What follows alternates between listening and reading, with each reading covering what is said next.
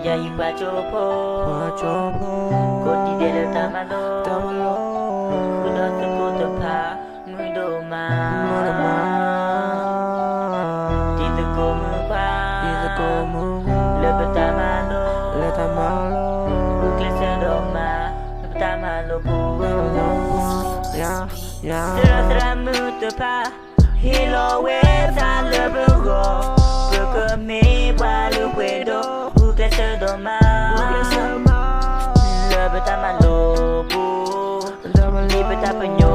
ato Dito sa seto kami wepa Bukle sedoma New generation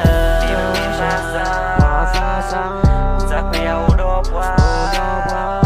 Kasunya kona kemenaya Dugala sada Klesogi kata Dito wada tichi Kuada lopwa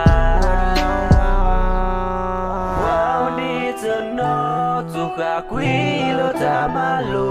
Baca pesaci Allah Allah tuh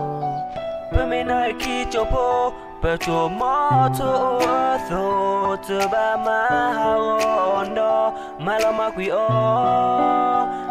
New generation Sachi togi no diname chopo Sachi togi no penasa sakoto Kwaso ta chunya Poso ko upla Tama nene wo Kopa ko upa Miki togi no Soto pemeho Choko do bali Resho doma Lebe kwa kelugo Muda udopwa Di pemita sa Kasunya ko Teramu tepa